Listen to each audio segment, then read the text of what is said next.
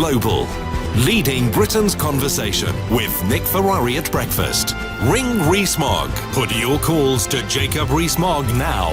0345 6060 973. This is LBC.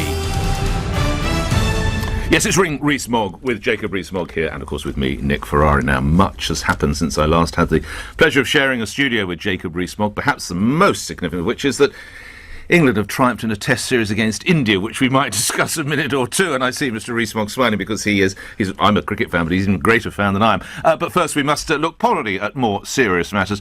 Jacob Rees Mogg, if I was to either promote or demote you to the position of a doctor, and I asked you to study the position of the patient in front of you, which is the Chequers Accord or the Chequers Deal, how would you pronounce on his or her health? I think the pulse is very faint. The mirror being held above the mouth to see if there's any breath coming out is not showing much happening, not much in the way of breath coming forth. The question is, can it be revived? So far, it's not popular with pro-Europeans, it's not popular with the European Commission, and Eurosceptics think it's not Brexit, so it doesn't have many supporters. Can it be reworked?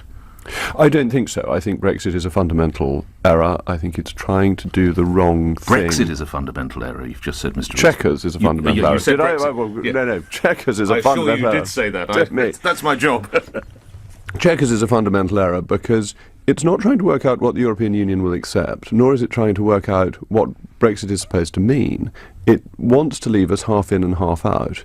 And Theresa May was quite clear at Lancaster House that she didn't want that. So it's a retreat from that position. But also the EU, and particularly Monsieur Barnier, has been very clear that you can't cherry-pick. You can't have the bits of the EU that you want and not the bits that you don't want, because that undermines the whole principle of the European Union. We'll come to questions in a moment. Julia, you're up first. But where does this leave your leader and Prime Minister, Mr Rees Mogg? Well, the Prime Minister has shown an ability to change her mind in the past, and I'm sure she can show an ability to change her mind in the future. What if she doesn't? Well, I think it'd be very difficult to get Chequers agreed at the European Union level, and even harder to get it through the House of Commons. There comes a point at which the flogging of a dead donkey has to stop. How did you find your meeting with Michel Barnier? Extremely interesting. Had you met before? No. Just for some background. So this was the first time you two gentlemen had met? That's right. We'd never met before, and I think what I learned from the meeting was that the European Union's position is both clear and perfectly reasonable. That is to say, the EU recognises that we are leaving, though is sad about it, wishes we weren't.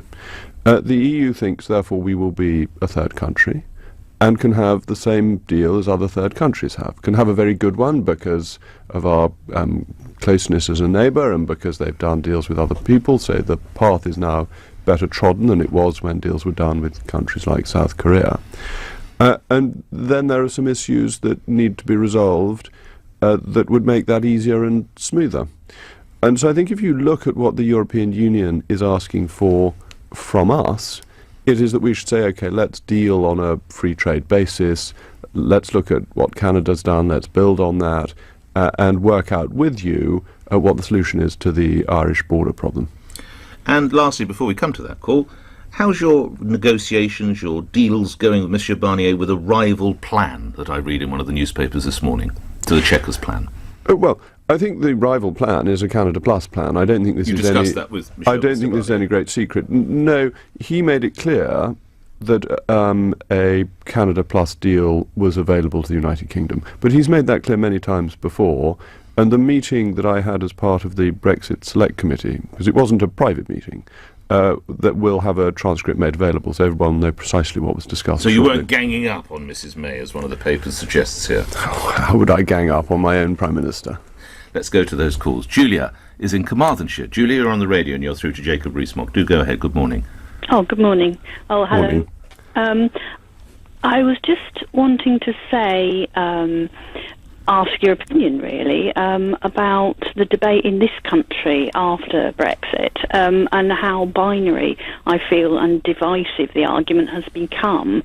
I am a bedridden person. I've been bedridden for 3 years, and I rely on our NHS and my lovely nurses to help me with blood tests, etc. But I had a very personal experience of the argument when I had a nurse come in yesterday to give me a blood test.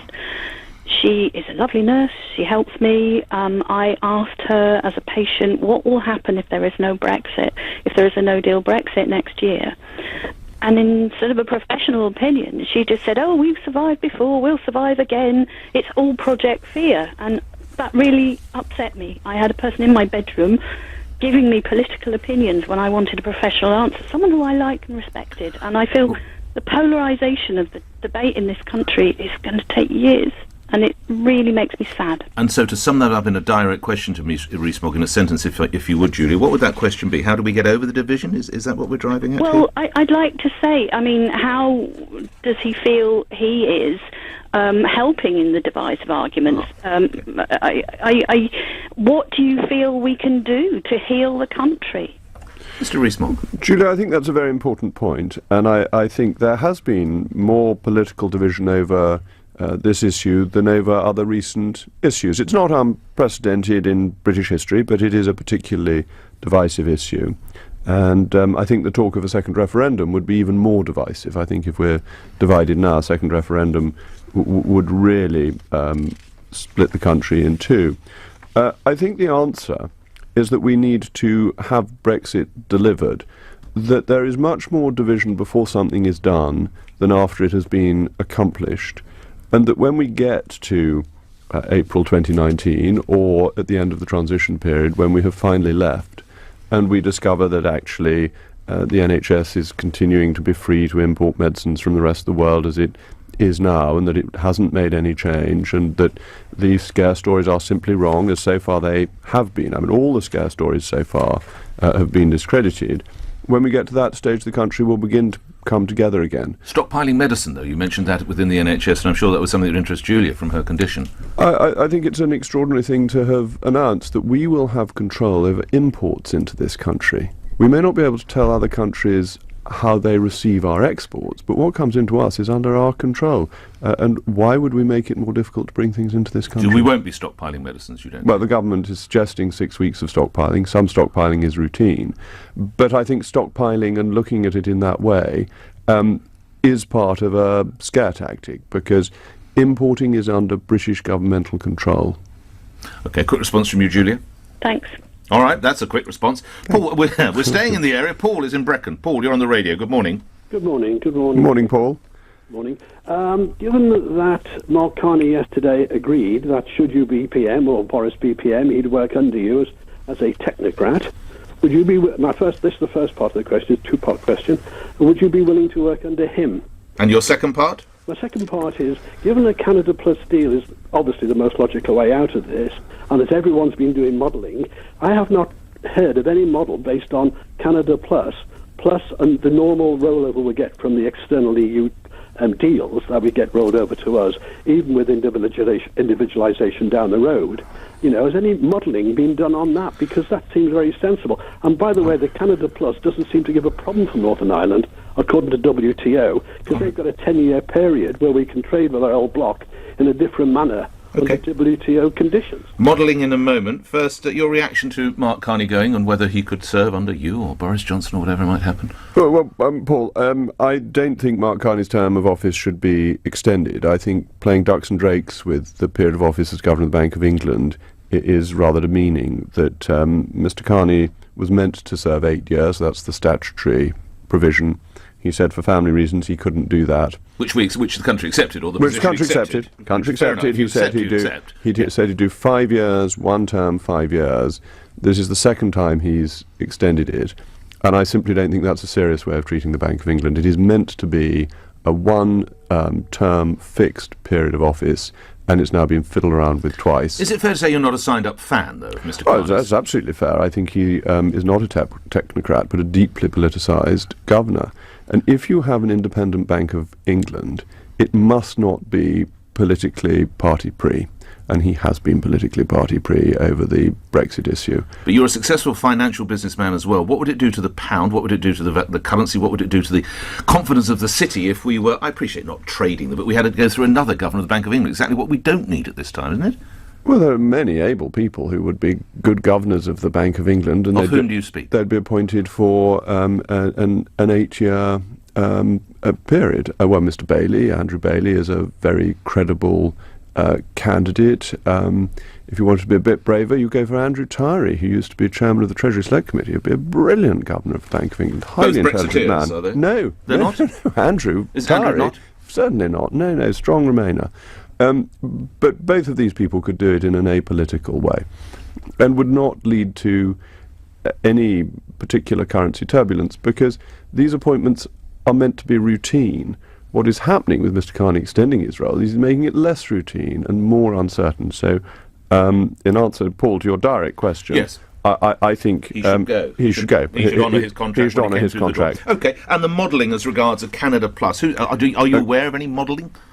Modelling is bound to have been done, Paul. It's done on absolutely everything. But I'd caveat that with another good candidate for Governor of the Bank of England, Andy Haldane, who made an excellent speech a couple of years ago trying to explain why economic modelling was almost always wrong.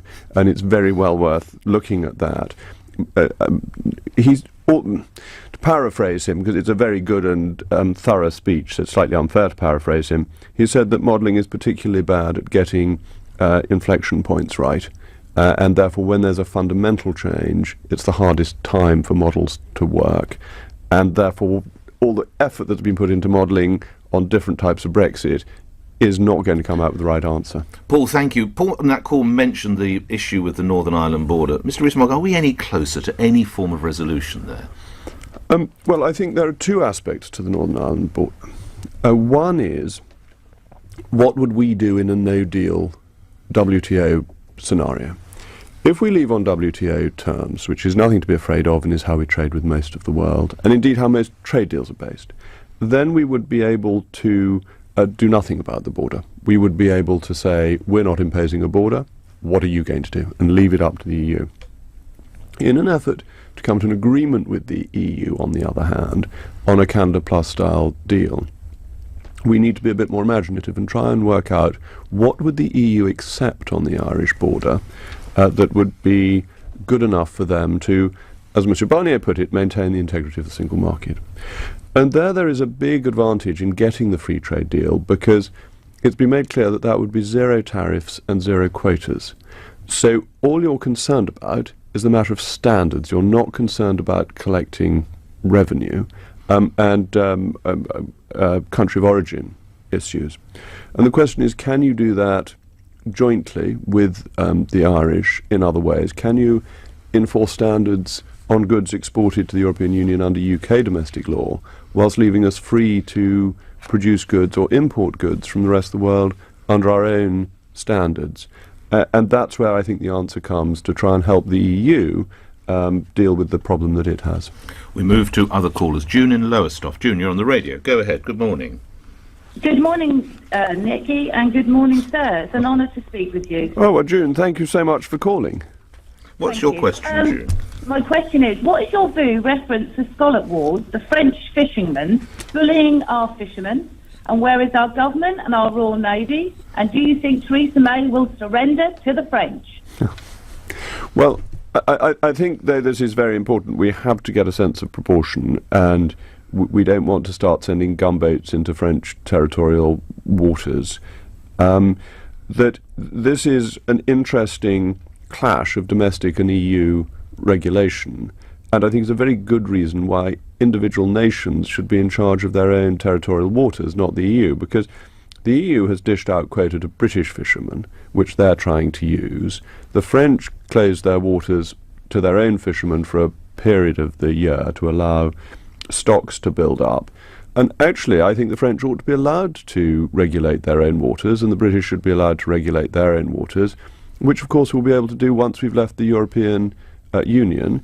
And at that point, we won't have rights in French waters either. It will be a quid pro quo. Won't we go back to Cod Wars days? No, we won't go back to Cod War days because we will agree what quotas we allow EU boats to have when they come in. What we've tried to do here, though, that hasn't worked off Normandy. No, what has happened here is that EU regulation that applies to all EU boats allows fishing, and French regulation, which only applies to French boats, stops it.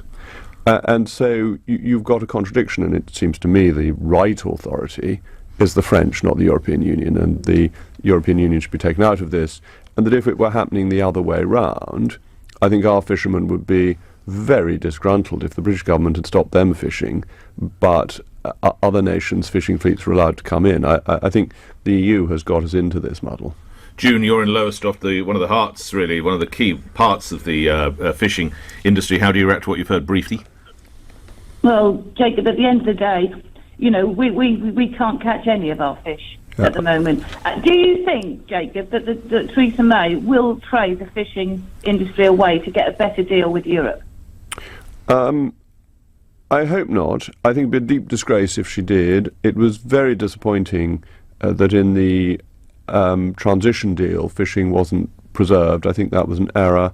I think it's unfair on British fishermen who have suffered particularly badly from our membership of the European Union, and therefore I think there's a strong duty to ensure that they benefit as quickly as possible as we leave.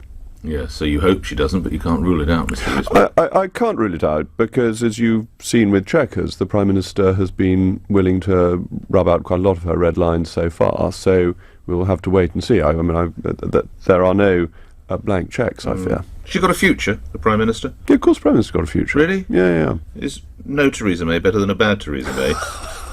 Well, fortunately, we have a good and marvellous and wonderful Theresa May. Even with Chequers? Well, look, I disagree with her on a policy, a major area of policy, but that doesn't mean that I don't think she doesn't have great strengths as a leader. Yeah, some are suggesting that the cabinet meeting this month could be her denouement. French word coming in. So we're being very European here. I don't see why it should be. That's Andrew Bridgen is suggesting that, of course, the Conservative. I think that Chequers needs to be got rid of, chucked in the vogue phrase, because nobody wants it, and it doesn't work from a British point of view. So we need to hear that next week from the Prime Minister. Well, I think the Prime Minister should recognise that. I think the idea that suddenly what was so interesting about Monsieur Barnier was that he was so clear in his opposition. It was very hard to see what wriggle room he left himself to say, oh, actually, after all, Chequers is acceptable. He said that the customs proposals, the facilitated customs arrangement, and the single rule book was simply unacceptable in terms of EU law.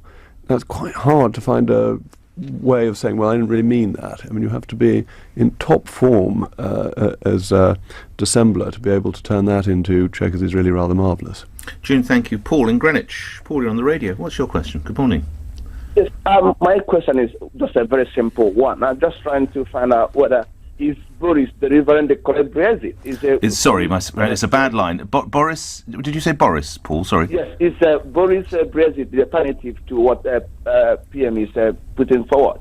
Is Boris be put in power? OK, this is an LBC poll of which you might or might not have had sight, Mr Rees Mogg. People who voted for Brexit would be happy to leave the EU, even if it means food and travel prices would rocket and the UK went into a minor recession. They also supported Boris Johnson more than Theresa May as the politician to deliver a, quotes, real Brexit. Jacob Rees Mogg.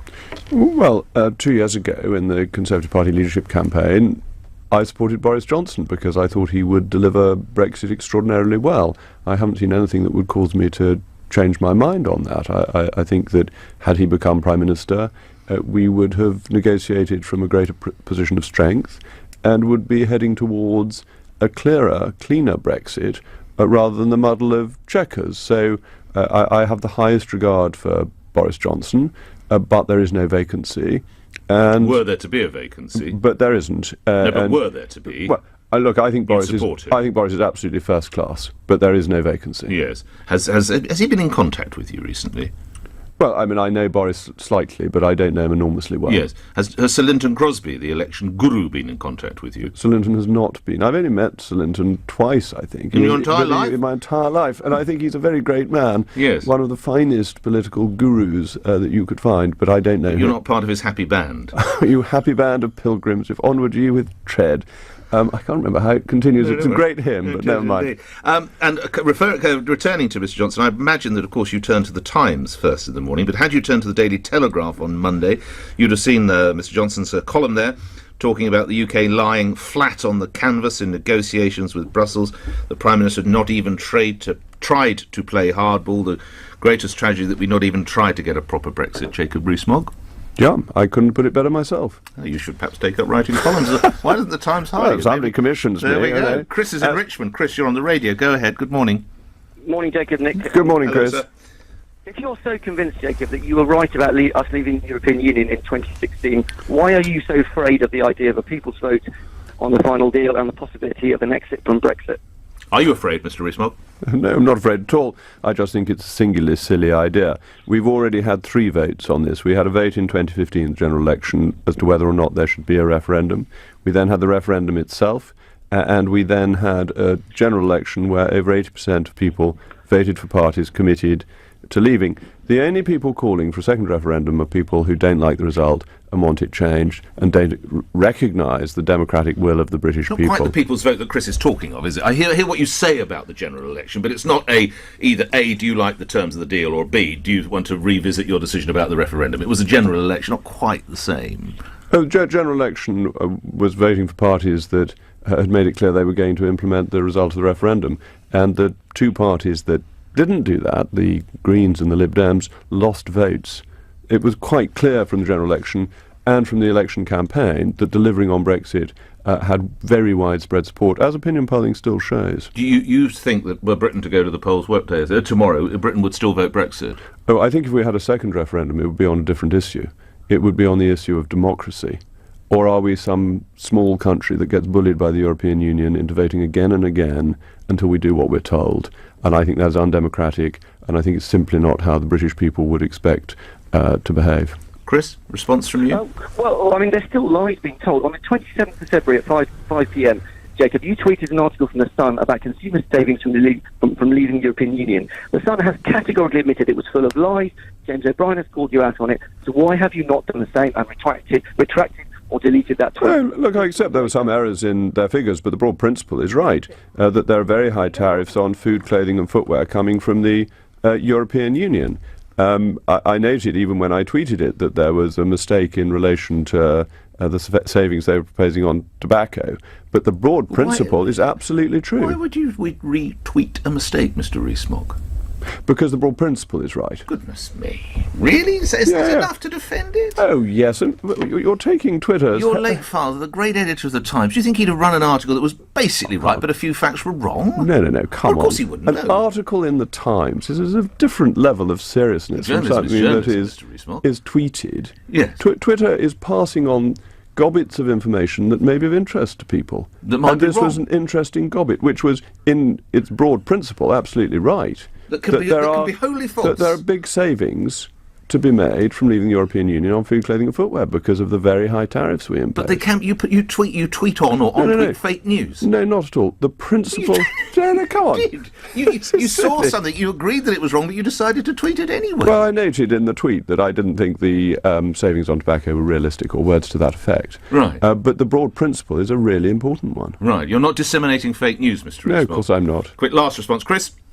Well, that is frankly ridiculous. I mean, to say that not people understood, there was 3,000 people retweeted that. There was one piece that was particularly interesting about flat screen TVs. You know as well as I do, Jacob, we have a free trade agreement via Europe with Korea, South Korea, which means that there will be no savings on flat screen television. I mean, it's just absolutely absurd what you're saying. Depends which country they come from. Right. But the biggest savings are on food, clothing and footwear, as I've said consistently. The average tariff on food is 23%. In addition, there are non-tariff barriers. And this simply makes food more expensive in this country, which hits the least well off the most. And a lot of it is to protect continental businesses, why should the British consumer pay to protect continental businesses? There's no point in this. These savings are real. They will come through. Thank you for that, Chris. We're moving to the last minute. A couple of questions from me. Should Arron Banks and others be allowed to join, or in some instances rejoin, the Conservative Party, Mr. Rees Mogg? Well, I think people who change party can be very welcome. There is more joy in heaven over the one sinner who repenteth than the 99 who are not in need of repentance. But entryism is something that should be taken seriously. Now, the Tory party has welcomed members who used to be socialists. It's welcomed people from the SDP, including, I think, 2 cabinet ministers used to be SDP members. But I think you'd have to be careful about somebody who wants to organise an infiltration of the party. How would you work that out, though? That's the problem, isn't it? The Trojan horse. The Trojan horse. I think entryism in the Conservative Party is unlikely, partly because of the structure of our membership, partly because the membership, although not as large as it used to be, is still quite large. We're talking about 125,000 members. You'd have to get a huge number to join to be able to take control. And what are you taking control of? The only thing you get is a vote in a leadership election, which isn't in the offing. You don't get to make policy or elect the National Executive Committee or any of those sorts of things. The Tory party is not like the Labour Party. It's locally based, so your entryism would only involve you in the local party rather than in national decision-making. We've talked a lot about the current Governor of the Bank of England. A former Governor, Lord King, says Brexit preparedness is incompetent and some of it beggared belief. Jacob Rees-Mogg, is he right? Well, I think he's somebody that one would listen to very seriously. He's a very distinguished former governor, and he's raised some important concerns about the lateness of the preparation for leaving on WTO terms and the way the negotiations have been carried out. I share some of those concerns. And lastly, Archbishop of Canterbury, I appreciate you're a supporter of the other side in a way, but the Archbishop of Canterbury is suggesting a major change in how we tax, a £9 billion inheritance super tax, increases in capital gains, in corporation tax. A word from you. I think it's better if archbishops talk about God and politicians talk about politics. But if he sees some of his flock suffering, is it not his duty to speak up and say how they might in some way be helped? Render unto Caesar what is to Caesar, and render unto God what is to God. OK. I tried. Let's move on to other matters. Farewell, Alistair Cook. Yes, I know. Isn't that what a hero of British cricket he's been. Is he one of the greats? Oh, he must be. I mean, the highest run scorer for England. Is he one of your in your all-time England 11? Gosh, that's. Is he next to Mr. Boycott? Does he even make the top? Does he make the opening slot? That's such a difficult question, and I've been reading about W.G. Grace. Yes, who indeed definitely makes the team, and is probably captain. And when you look at his figures.